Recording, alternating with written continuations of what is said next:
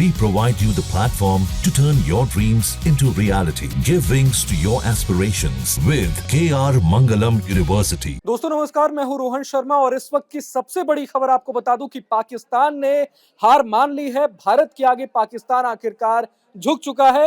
भारत ने जिस तरह से पाकिस्तान को चोट पहुंचाई, पाकिस्तान को ऐसे ऐसे जख्म दिए, पहलगाम का बदला भारत ने इस कदर लिया है दुश्मन मुल्क से कि अब फाइनली पाकिस्तान घुटने पर आ चुका है और शांति के लिए राजी हो चुका है। इस वक्त मैं आपको सबसे बड़ी खबर बता दे रहा हूं, अमेरिका के राष्ट्रपति डोनाल्ड ट्रंप ने ट्वीट करके ये जानकारी दी है कि भारत और पाकिस्तान दोनों शांति के लिए राजी हो गए। ट्वीट पढ़ के मैं आपको डोनाल्ड ट्रंप का बताता हूं, जो उन्होंने उनके एक्स प्लेटफॉर्म से जो ट्वीट सामने आया है। After a long night of talks mediated by the United states, I am pleased to announce that India and Pakistan have agreed to a full and immediate ceasefire. Congratulations to both countries.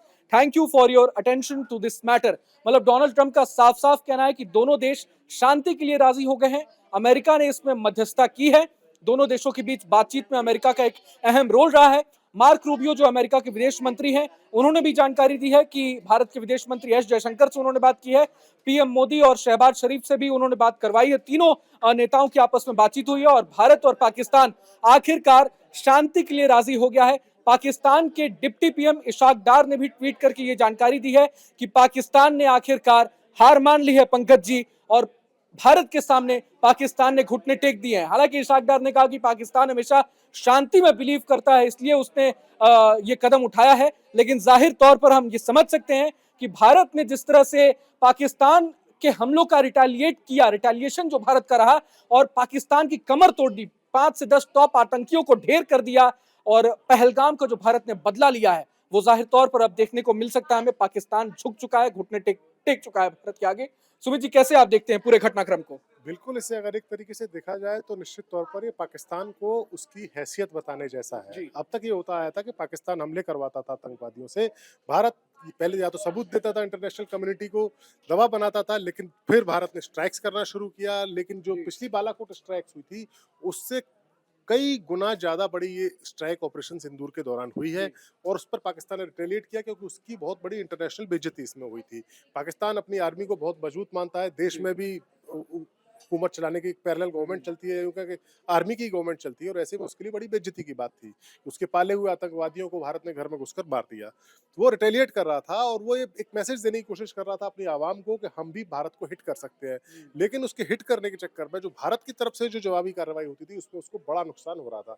मुझे लगता है पाकिस्तान की बात समझ में आ गई कि भारत से टकरा नहीं सकते हैं और उसने सीज फायर जो ट्रंप जैसे कह रहे हैं उसके लिए वो एग्री हुई। और भारतीय विदेश मंत्रालय ने भी अभी बयान जारी करके ये कह दिया है एमईए ने कि भारत और पाकिस्तान शांति के लिए राजी हो चुके हैं। विदेश मंत्रालय के विदेश सचिव जो है भारत के विक्रम मिस्री, उन्होंने भी ऐलान कर दिया है, ये उनका बयान सामने आया कि भारत और पाकिस्तान शांति के लिए राजी हो गए हैं। भारत और पाकिस्तान में सीज फायर लागू हो गया है।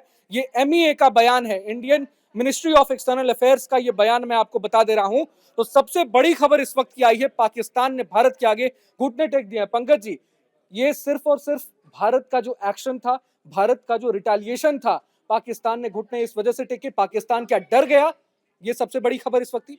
देखिए, ये जो आपको ये है, ये भारत की एक तरह से जीत है और भारत जो बदलता भारत है, जो छेड़ोगे तो छोड़ेंगे नहीं वाला भारत है, और भारत ने उसी एक्शन में उसी तरह से रिटेलिएशन करके भारत ने उसका जवाब दिया। जिस फ्रीक्वेंसी से पाकिस्तान की तरफ से एक्ट होता था, भारत उसी के अनुपात में उसको जवाब देता था। कहाँ कितना